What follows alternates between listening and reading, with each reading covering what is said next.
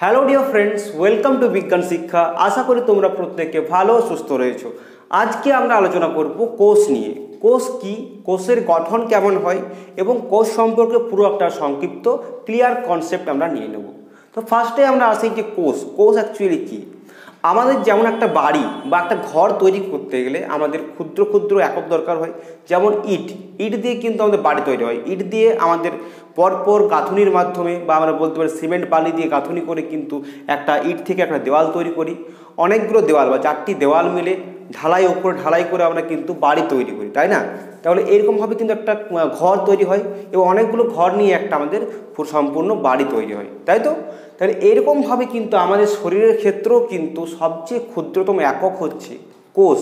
যেই কোষ নিয়েই কিন্তু অনেকগুলো একসঙ্গে কোষ যুক্ত হয়ে তৈরি করছে কলা, এবং অনেকগুলো কলা, বিভিন্ন রকম কলাগুলো একসঙ্গে যুক্ত হয়ে তৈরি করছে আমাদের অ্যাকচুয়ালি অঙ্গ। এবং এই অঙ্গগুলো পরস্পরের সঙ্গে সমন্বয় সাধন করে পরস্পরের সঙ্গে অ্যাকচুয়ালি যুক্ত হয়ে আমাদের তৈরি করছে অঙ্গতন্ত্র, এবং এই অঙ্গতন্ত্রগুলো একসঙ্গে মিলিত হয়ে তৈরি করছে আমাদের সমগ্র জীবদেহ। ঠিক আছে?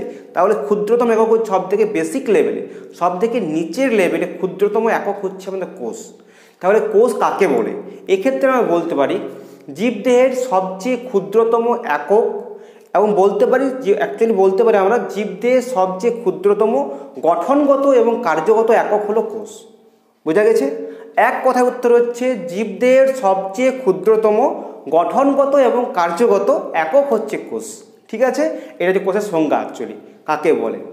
এরপর চলে আসি এই কোষ কিন্তু আমরা আবিষ্কৃত হয়েছিল আজ থেকে প্রায় অনেক দিন আগে, প্রায় 1665 1665 সালে বিজ্ঞানী রবার্ট হুক কিন্তু প্রথম কোষ আবিষ্কার করেন। সেটা কিন্তু ছিল মৃত কোষ। ঠিক আছে? প্রথম বিজ্ঞানী রবার্ট হুক যে কোষটা আবিষ্কার করেছিলেন সেটা ছিল কিন্তু মৃত কোষ। পরবর্তী ক্ষেত্রে বিজ্ঞানী লিভেনহুক তিনি কিন্তু 1674 সালে কিন্তু প্রথম সজীব কোষ কিন্তু তিনি আবিষ্কার করেন। বিজ্ঞানী লিভেনহুক 1674 কিন্তু বিজ্ঞানী লিভেনহুক প্রথম সজীব কোষ কিন্তু পর্যবেক্ষণ করেন এবং আবিষ্কার করেন। বোঝা গেছে? তাহলে এই ছিল কোষের আবিষ্কার। এবং এই কোষের আবিষ্কার হওয়ার পর কিন্তু মানুষ বা আমাদের বিভিন্ন বিজ্ঞানীরা বিভিন্ন কোষের যে স্ট্রাকচার সম্পর্কে জানতে পারে এবং কোষের মধ্যে কি কি উপাদান রয়েছে, কোষ কী কী নিয়ে গঠিত, সেইগুলো কিন্তু ক্লিয়ারভাবে জানতে পারে। তো প্রাথমিকভাবে আমরা দেখি যে এই কোষ কিন্তু বিভিন্ন উপাদান নিয়ে অ্যাকচুয়ালি গঠিত। ঠিক আছে? প্রথমেই বলি এই যে কোষ রয়েছে, কোষের বাইরে কিন্তু সবথেকে বাইরে একটা পর্দা রয়েছে যার নাম হচ্ছে কোষ পর্দা। কি বললাম? যার নাম হচ্ছে কোষ পর্দা, বা এরই নাম হচ্ছে প্লাজমা পর্দা, ইংলিশে বলা হয় প্লাজমা মেমব্রেন। তাহলে এক নাম্বার কি, সবথেকে বাইরের যে আমার অংশ রয়েছে সেটাকে বলা হচ্ছে আমাদের কোষ পর্দা। কি বলা হচ্ছে? কোষ পর্দা। সব থেকে বাইরের যে আবরণী যেটা কিন্তু পুরো কোষটাকে ঢেকে রেখেছে তাকে বলা হচ্ছে কোষ পর্দা। এক্ষেত্রে তোমাদের বলে রাখি উদ্ভিদ কোষের ক্ষেত্রে কিন্তু কোষ পর্দার বাইরেও একটা কিন্তু লেয়ার আছে যাকে বলা হয় কোষ প্রাচীর। সেটা কিন্তু আমাদের কি হয়, সেলুলোজ নির্মিত একটা কোষ প্রাচীর রয়েছে। কোষ পর্দার বাইরে এক্সট্রা একটা আবরণী রয়েছে যাকে বলা হচ্ছে কোষ প্রাচীর। এটা কিন্তু আমাদের প্রাণী কোষের ক্ষেত্রে থাকে না, শুধুমাত্র উদ্ভিদ কোষের ক্ষেত্রে দেখা যায়। ঠিক আছে? কোষ অ্যাকচুয়ালি প্রাচীরটা চলে এলাম। ঠিক আছে? কোষ পর্দা হয়ে গেল আমাদের। এরপর আমরা চলে আসছি কোষ পর্দার ভিতরে কিন্তু আমাদের কোষের মধ্যে একটা অর্ধতরল জেলির মতো একটা অংশ রয়েছে যাকে বলা হচ্ছে আমাদের প্লাজমা। অ্যাকচুয়ালি বলা হচ্ছে সাইটোপ্লাজম, প্লাজমা নয় সাইটোপ্লাজম। ঠিক আছে? তাহলে এই কোষের মধ্যে আমাদের একটা অর্ধতরল জেলির মতো অংশ রয়েছে। অর্ধতরল যেমন আমরা জেলি খাই না, ওই জেলি টাইপের একটা জ্যাম জেলি টাইপের একটা অংশ রয়েছে, না তরল না অ্যাকচুয়ালি কঠিন, মধ্যবর্তী অবস্থা জেলির মতো। ঠিক আছে? তাহলে এই জেলির মতো অর্ধতরল অংশটা বলা হচ্ছে সাইটোপ্লাজম। কি বলা হচ্ছে? এই যে মাঝখানে অংশে আমার রয়েছে তরলটা সেটাকে বলা হচ্ছে সাইটোপ্লাজম। সাইটোপ্লাজম কি বললাম? সাইটোপ্লাজম। এবং এই সাইটোপ্লাজম যে তরলটা রয়েছে এর মধ্যেই কিন্তু আমাদের বিভিন্ন কোষীয় অঙ্গাণু। অ্যাকচুয়ালি কোষীয় অঙ্গাণু কি? কোষীয় অঙ্গাণু হচ্ছে এক ধরনের অঙ্গের মতো যেমন মানুষের মধ্যে বা কোনো জীবের মধ্যে বিভিন্ন অঙ্গ বর্তমান, যেমন আমাদের এক মানুষের মধ্যে বা প্রাণীদের মধ্যে বলতে পারি ফুসফুস, হৃৎপিণ্ড, লিভার, কিডনি, এই ধরনের কিন্তু বিভিন্ন অঙ্গ রয়েছে, ঠিক আছে। সেই রকম আমাদের আণুবীক্ষণিক স্তরে বা আমাদের বলতে পারি খুব মাইক্রো স্তরে, আমাদের খুব ছোট স্তরে কোষের মধ্যেও কিন্তু বিভিন্ন অঙ্গ রয়েছে। সেক্ষেত্রে এগুলোকে আমরা অঙ্গ বলবো না, কি বলবো? অঙ্গাণু। যেহেতু ক্ষুদ্র, একদম একেবারে ক্ষুদ্র অণু আকৃতির হয় কোষ, তার মধ্যে আবার রয়েছে অঙ্গ, সেই কারণে এগুলোকে অঙ্গ না বলে আমরা বলছি অঙ্গাণু। অণু আকৃতি, সেই কারণে হচ্ছে অঙ্গাণু। তাহলে এখানে কোষের মধ্যে যে আমাদের অঙ্গগুলো রয়েছে সেই অঙ্গগুলোকে বলছি আমরা অঙ্গাণু। অঙ্গ বলবো না, কি বলবো? অঙ্গাণু বলবো। তার কোষের মধ্যে আমাদের কিন্তু বিভিন্ন রকম অঙ্গাণু রয়েছে। তার মধ্যে প্রধান অঙ্গাণুগুলোর মধ্যে হচ্ছে আমাদের নিউক্লিয়াস, মাইটোকন্ড্রিয়া, আর বলতে পারি রাইবোজোম, লাইসোজোম, এন্ডোপ্লাজমিক জালিকা, ঠিক আছে। এইরকম কিন্তু প্রচুর আমাদের অঙ্গাণু রয়েছে, রাইবোজোম বললাম। তো এই ধরনের অঙ্গাণু রয়েছে বিভিন্ন রকমের। এছাড়া আমাদের উদ্ভিদ কোষের ক্ষেত্রে রয়েছে প্লাস্টিড, ঠিক আছে, প্লাস্টিড রয়েছে।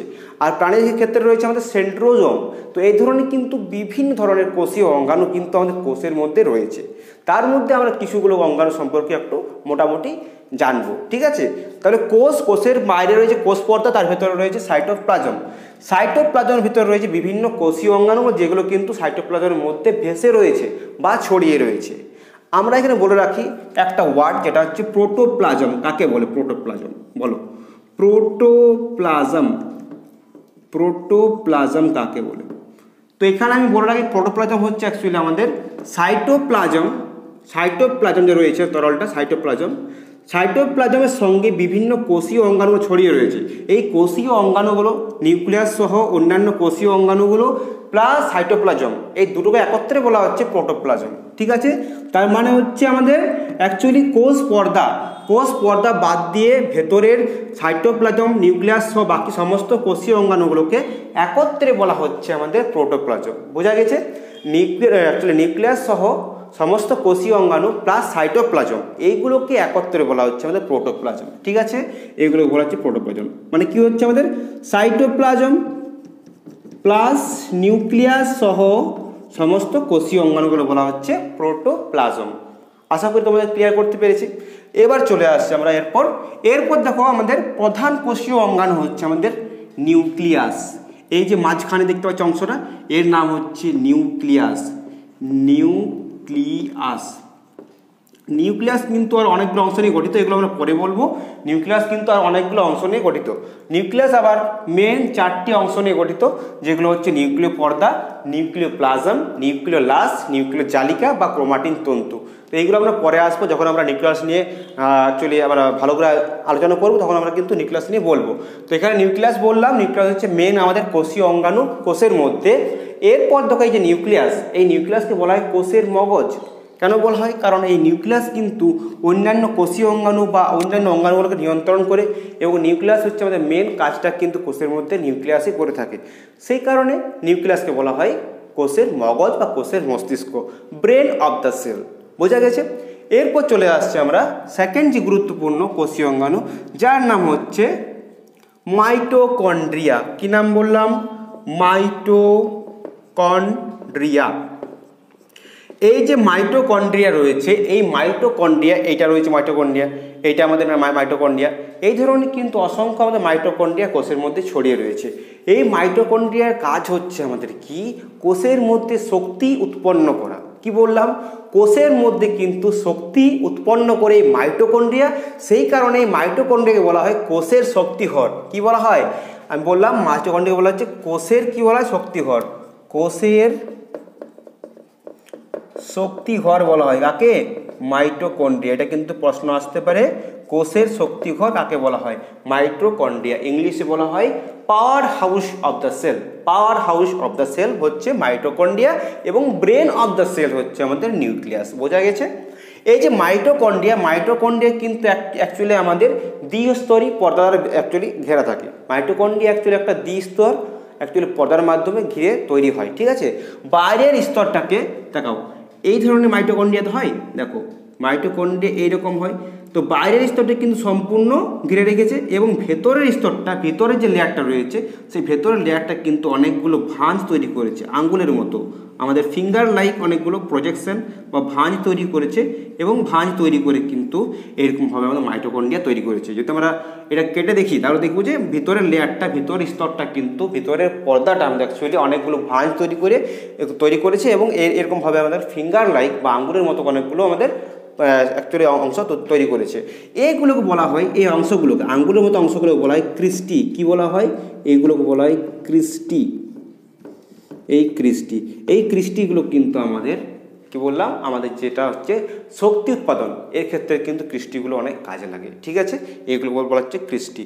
তাহলে আমাদের মাইটোকন্ড্রিয়া হচ্ছে কোষের শক্তিঘর, বুঝতে পেরেছো? এরপর আমরা চলে আসছি পরবর্তী কোষীয় অঙ্গাণু, যাকে আমরা বলে থাকি, সাপোজ ধরে নাও এটা হচ্ছে আমাদের কি, এই কোষীয় অঙ্গাণুটা বলছি আমরা লাইসোজোম। কি বলছি? লাইসোজোম। এই লাইসোজোম কোষীয় অঙ্গাণুর এর কিন্তু একটা স্পেশাল ধর্ম রয়েছে, স্পেশাল একটা বৈশিষ্ট্য রয়েছে। এই কোষীয় অঙ্গাণুর কিন্তু আমাদের যে কোষের মধ্যে থাকবে সেই কোষকেও কিন্তু অ্যাকচুয়ালি মেরে ফেলার একটা শক্তি রয়েছে বা প্রবণতা রয়েছে। লাইসোজোম কি, যে কোষের মধ্যে রয়েছে সেই কোষটাকে কিন্তু প্রয়োজনে সেটাকে মেরে ফেলার কিন্তু একটা প্রবাবিলিটি রয়েছে বা একটা তার ক্ষমতা রয়েছে। সেই কারণে আমাদের এই যে বললাম লাইসোজোম, একে বলা হয় আত্মহত্যার থলি বা বলতে পারি আমরা আত্মঘাতী থলি। ইংলিশে বলা হয় কি? ইংলিশে বলা হয় সুইসাইডিয়াল ব্যাগ বা বলা হয় আত্মহত্যার থলি। কাকে বলা হয়? লাইসোজোমকে। কারণ কি? এর কিন্তু ওই কোষটাকে মেরে ফেলার কিন্তু প্রবণতা রয়েছে, যে কোষের মধ্যে লাইসোজোম অবস্থান করছে। ধরো শরীরের মধ্যে কোনো কারণে আমাদের ক্যান্সারের সেল গ্রো করলো বা তৈরি হলো এবং সেই ক্যান্সারযুক্ত কোষটাকে কিন্তু আমাদের শরীরের মধ্যে খারাপ কোষ, সেটা কিন্তু মেরে ফেলা উচিত। সেই কারণে ক্যান্সার কোষের মধ্যে যে আমাদের রয়েছে লাইসোজোম, সেটা কিন্তু আমাদের ক্যান্সারের যে কোষটাকে সেটা কিন্তু মেরে ফেলে আমাদের ভালোর জন্য, আমাদের উপকারের জন্য। সেই ক্ষেত্রে লাইসোজোম কিন্তু নিজেও মারা যাচ্ছে এবং কোষটাকেও কিন্তু মেরে ফেলছে। সেই কারণে আমরা বলতে পারি আত্মহত্যার থলি বা বলা হয় সুইসাইডিয়াল ব্যাগ। কাকে বলা হয়? লাইসোজোমকে। মনে রাখবে। এরপর চলে আসছি পরবর্তী কোষীয় অঙ্গাণু, এটা সংক্ষেপে বলে দিই। এটা হচ্ছে গলগি বডি। কতকগুলো আমাদের ফাঁকা থলির মতো অংশ, যেগুলো বলা হচ্ছে গলগি বডি। কি বলা হয়? Golgi body. এই গলগি বডির কিন্তু কাজ হচ্ছে বিভিন্ন ধরনের উৎসেচক, বিভিন্ন ধরনের হরমোনের অ্যাকচুয়ালি ক্ষরণটাকে নিয়ন্ত্রণ করে বা ক্ষরণে সাহায্য করে। এরপর চলে আসছে, তোমাদের একটু সংক্ষেপে বলে দিই। দেখো, এরপর চলে আসছে আমরা কিন্তু 4 নম্বর পরবর্তী যে আমাদের কোষীয় অঙ্গাণু, যার নাম হচ্ছে আমাদের, এটাকে বলা হয় এন্ডোপ্লাজমীয়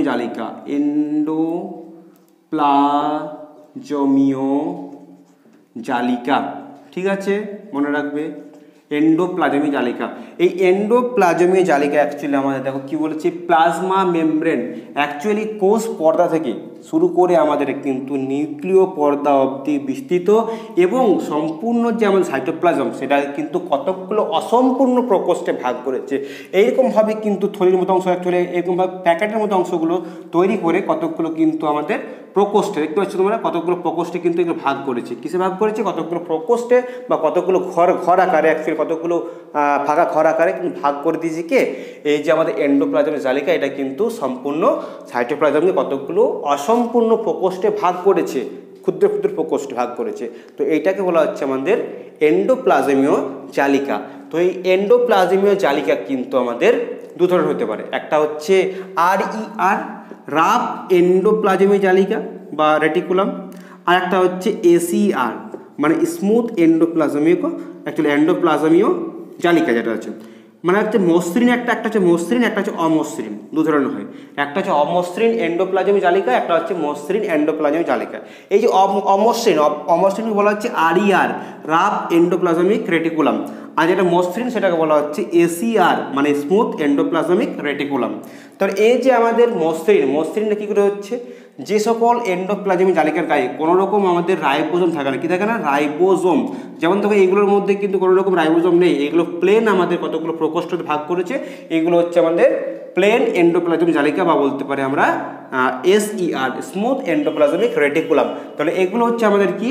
মসৃণ এন্ডোপ্লাজমিক জালিকা, যার মধ্যে কিন্তু গায়ের মধ্যে কোনো আমাদের রাইবোজোম লেগে থাকবে না। তোমরা কিন্তু স্ক্রিনের ছবি দেখে নাও, এটা হচ্ছে আমাদের কি বললাম, স্মুথ এন্ডোপ্লাজমিক রেটিকুলাম, অর্থাৎ এটা হচ্ছে আমাদের মসৃণ এন্ডোপ্লাজমিক জালিকা। আরেকটা তোমাদের দেখাচ্ছি, দেখো এইগুলো হচ্ছে কিন্তু আমাদের অ্যাকচুয়ালি কি বলবো, এটা কিন্তু আমাদের এন্ডোপ্লাজমিক জালিকা। এর গায়ে কিন্তু অসংখ্য আমাদের কিন্তু এই যে বিন্দু বিন্দু দেখতে পাচ্ছ, বিন্দু বিন্দু অংশগুলো, এই বিন্দু বিন্দু অংশগুলো হচ্ছে আমাদের কি রাইবোজোম। এর গায়ে কিন্তু অনেক রাইবোজোম লেগে আছে, এর গায়ে কিন্তু অনেক কি বললাম রাইবোজোম লেগে আছে। এবং এইগুলো কিন্তু আমাদের প্লাজমা যে মেমব্রেন রয়েছে কোষ পর্দা, সেখান থেকে কিন্তু সৃষ্টি হয়। এন্ডোপ্লাজমিক জালিকাগুলো কি বললাম আমাদের প্লাজমা পর্দা বা কোষ পর্দা, সেখান থেকে কিন্তু সৃষ্টি হয় এবং এটা বিস্তৃত প্রায় হয় কোথায়, মোটামুটি নিউক্লিয় পর্দা অবধি পর্যন্ত বিস্তৃত হয় এবং সম্পূর্ণ সাইটোপ্লাজমকে কতকগুলো অসম্পূর্ণ প্রকোষ্ঠে ভাগ করে, অসম্পূর্ণ প্রকোষ্ঠে বা কক্ষে ভাগ করে।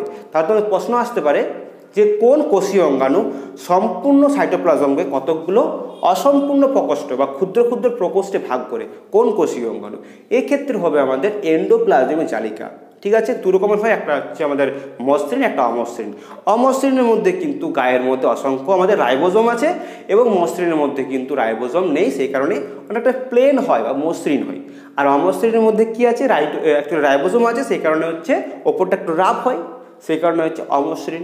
ঠিক আছে, বোঝা গেছে আশা করি দুটো আমাদের, একটা হচ্ছে আরইআর, একটা হচ্ছে এসইআর। ঠিক আছে, বুঝতে পেরেছ? এরপর আমরা চলে আসছি পরবর্তী কোষীয় অঙ্গাণু কতগুলো রয়েছে, যেমন আমাদের প্রাণীদের ক্ষেত্রে রয়েছে সেন্ট্রোজোম।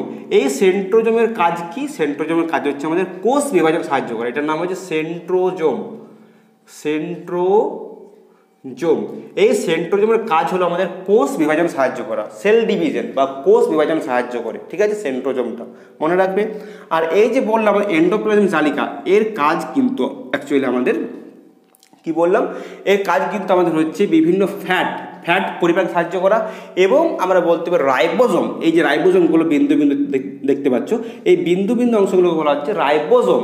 এই রাইবোজোমগুলোর কাজ হচ্ছে আমাদের মেন কাজ হচ্ছে প্রোটিন সংশ্লেষ বা প্রোটিন তৈরিতে কাজে লাগে এবং দেহের ক্ষয়পূরণে সাহায্য করে, দেহের বিভিন্ন ক্ষয়পূরণে, প্রোটিনজনিত ক্ষয়পূরণে এবং নতুন কোষ গঠনে কিন্তু সাহায্য করে এই রাইবোজোম। এর কি নাম বললাম, এই বিন্দু বিন্দু অংশগুলো হচ্ছে আমাদের রাইবোজোম।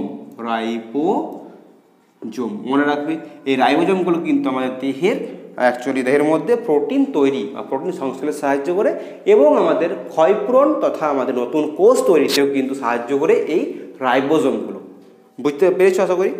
এরপর দেখো, তাহলে এই ছিল মোটামুটি সম্পূর্ণ আমাদের কোষ কীভাবে তৈরি হয়, কোষ কী কী অংশ নিয়ে গঠিত, আশা করি তোমরা বুঝতে পারলে এবং তোমাদের মোটামুটি একটা ক্লিয়ার ধারণা তৈরি হলো। ঠিক আছে, তো এই ছিল তোমাদের কোষের গঠন নিয়ে সংক্ষিপ্ত ধারণা এবং এরপর বাকি যে পরবর্তী আমাদের কোষীয় অঙ্গাণুগুলো রয়েছে সেগুলো আমরা পরবর্তী কোনো গুরুত্বপূর্ণ ভিডিওতে আলোচনা করব।